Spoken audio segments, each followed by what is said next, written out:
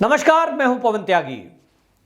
देश के विपक्षी पार्टियों के नेता अब मोदी सरकार की तारीफ करने में लगे हैं और आपको बताएं, ये तारीफ करने वाले वो लोग हैं जिसमें धुरंधर धुर विरोधी ये भाजपा के और मोदी सरकार के रहे हैं, लेकिन अब शरद पवार जैसे सरीखे नेता, दिग्विजय सिंह सरीखे नेता जो आरएसएस को भी हिंदू आतंकवादी और तालिबानियों से कट्टरता से जोड़ते रहे, वो अमित शाह की तारीफ कर रहे हैं। वहीं शरद पवार नितिन गडकरी के तारीफ के पुल बांध रहे हैं। शरद पवार ने अभी हाल ही में महाराष्ट्र के अंदर आपको बताएं, अहमदनगर में कई परियोजना के उद्घाटन के समय जब नितिन गडकरी वहां पहुंचे तो शरद पवार वहां आए और मंच पर महाराष्ट्र के ग्रामीण विकास मंत्री हसन मुश्रीफ भी मौजूद थे। तो उन्होंने बाकायदा तारीफ करते हुए कहा कि पावर का इस्तेमाल, सही इस्तेमाल कैसे होता है, ये नितिन गडकरी से सीखे। और उन्होंने एक तरह से कांग्रेस को घेरते हुए उन्होंने कहा कि अभी तक मोदी सरकार के आने के पहले 5000 किलोमीटर हाईवेज देश में थे, जो आज 12000 हो गए हैं। इसका श्रेय नितिन गडकरी और मोदी सरकार को जाता है। अब आपको देखिए कि आज शरद पवार मोदी जी के काम की तारीफ कर रहे हैं, उनके मंत्रालय की तारीफ कर रहे हैं, नितिन गडकरी की तारीफ कर रहे हैं। इसके कई मतलब हैं। इसका एक मतलब यह है कि अभी बीएमसी का चुनाव आने वाला है। बीएमसी के चुनाव में कहीं ना कहीं अंदर अंदर कुछ चल रहा है, क्योंकि इस समय महाराष्ट्र की राजनीति में तीनों पार्टियां जो सत्ता में हैं, कांग्रेस, एनसीपी, शिवसेना, इनकी फजीहत हो रही है। जितने घपले घोटाले खुलकर सामने आ रहे हैं, सीबीआई एनसीबी के केस चल रहे हैं, उसमें एनसीपी के ही नेता हैं वो अनिल देशमुख, जो फरार चल रहे हैं। अब उनको लगता है कि कहीं चाटुकारिता, चापलूसी, इस तरह की बातें करके कहीं उनके नेताओं को कोई राहत मिल जाए। एक तो ये भी हो सकता है। दूसरा ये भी हो सकता है कि बीएमसी में तो अब उनको कोई पूछेगा नहीं। तो बीएमसी हो या महाराष्ट्र की राजनीति, इन तीनों पार्टियों ने तो अपनी पूरी छवि खराब कर ली है, भ्रष्टाचार से, अपराध से। सब लोग सोच रहे हैं महाराष्ट्र में ये मतलब खोरों ने मिलकर सरकार बना दी कि एक दूसरे के धुर विरोधी मिल गए, केवल इसलिए सत्ता का सुख भोगना है। सत्ता का सुख क्यों भोगना है? वो खाली पोस्ट तक सीमित नहीं है, भ्रष्टाचार उसके पीछे उजागर हो रहा है, एक के बाद एक भ्रष्टाचार, चाहे वो शिवसेना के लीडर हो, चाहे वो एनसीपी के हो। अब ये जो चीजें खुल रही हैं, इसमें अब इनको लग रहा है कि छवि को कैसे सुधारें। तो कहीं ना कहीं शरद पवार दोनों नाव में पैर रखकर चल रहे हैं।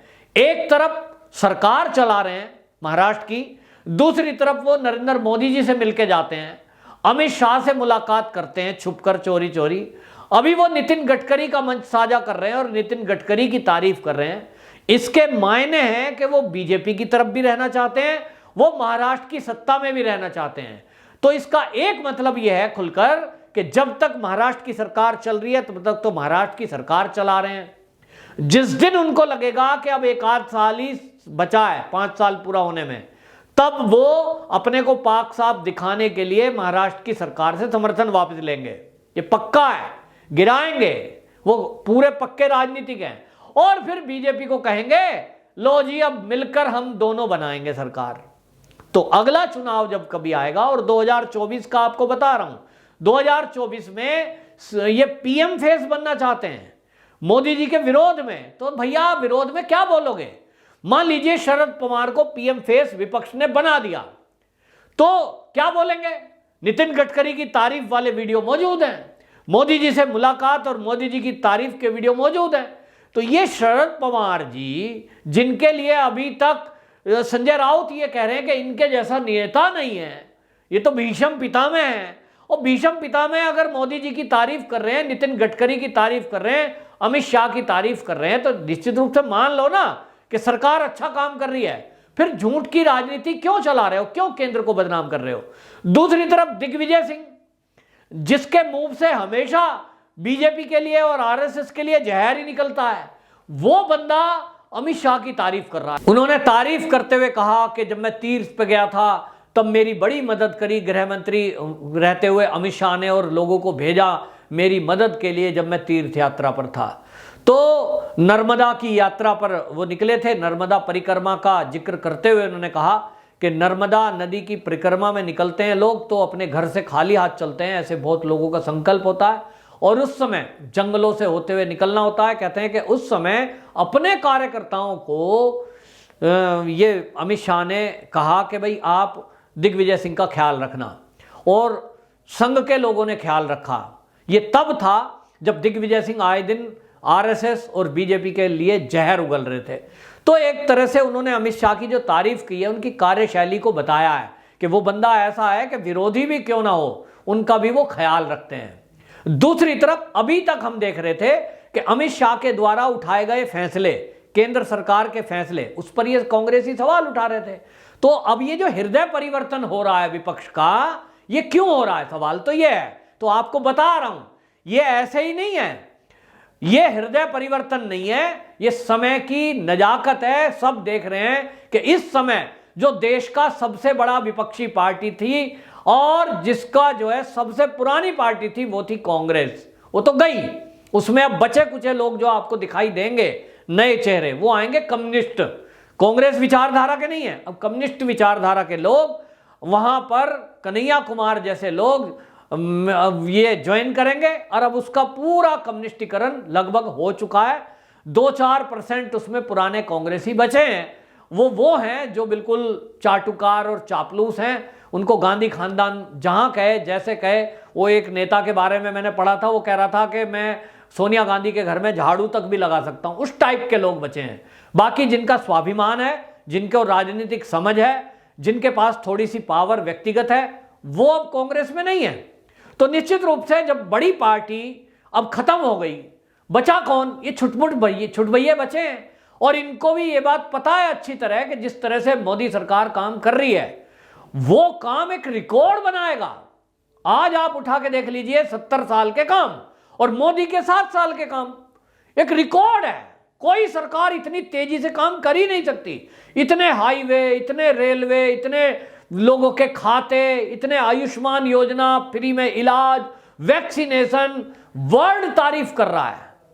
और दुश्मन के दांत खट्टे, उसमें भी चीन जैसे के, पीछे हटने को मजबूर करना, 1 इंच भी आगे ना बढ़ने देना, ये मोदी जी के होते हुए मुमकिन हुआ है।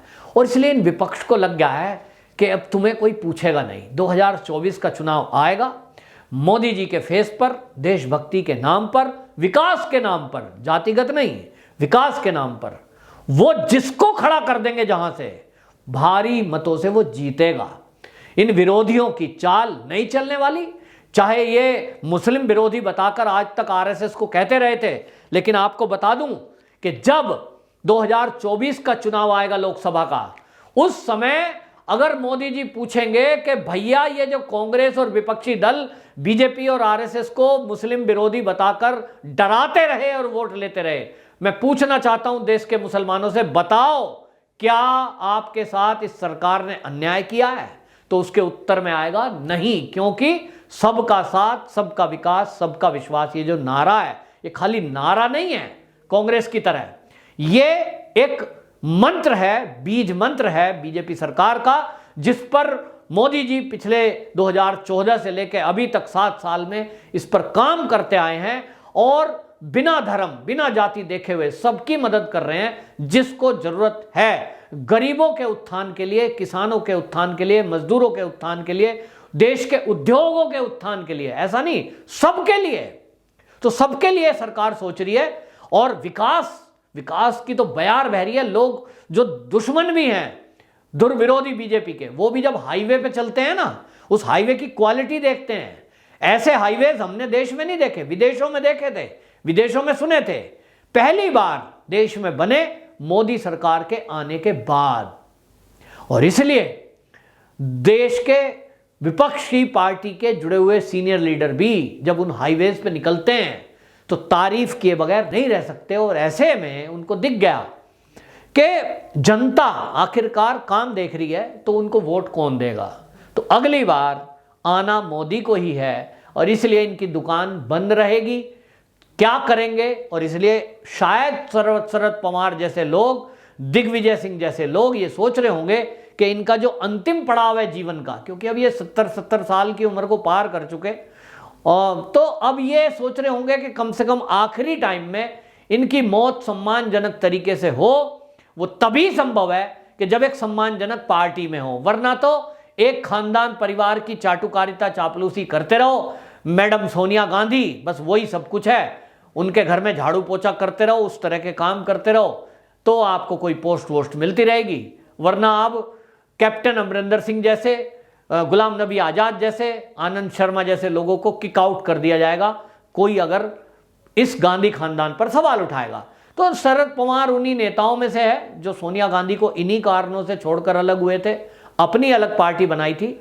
लेकिन निश्चित रूप से ये उन्होंने तो सच ही बोला है कि मोदी सरकार के जो काम है वो एक रिकॉर्ड है, कहाँ 5,000 कहाँ 12,000। तो इस तरह के काम जो हुए हैं ये निश्चित रूप से अब पूरे देश का विपक्ष बेचैन बौखलाया हुआ है।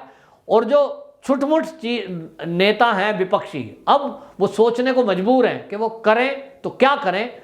अगली सरकार भी मोदी की ही आएगी, ये सारे सर्वे कह रहे हैं। हारने वाला कौन होगा पीएम चेहरा, ये विपक्षी दल तय कर लेंगे। ममता बनर्जी बड़ी इस पर कोशिश कर रही हैं, तो ठीक है, हार का ठीकरा उनके सर ही सही, देखेंगे क्या होता है। लेकिन फिलहाल विपक्षी दलों के द्वारा मोदी सरकार की तारीफ ये बता रहा है कि मोदी जी जो काम कर रहे हैं उसका असर देश ही नहीं दुनिया में है और विरोधी दलों पर भी है। वंदे मातरम।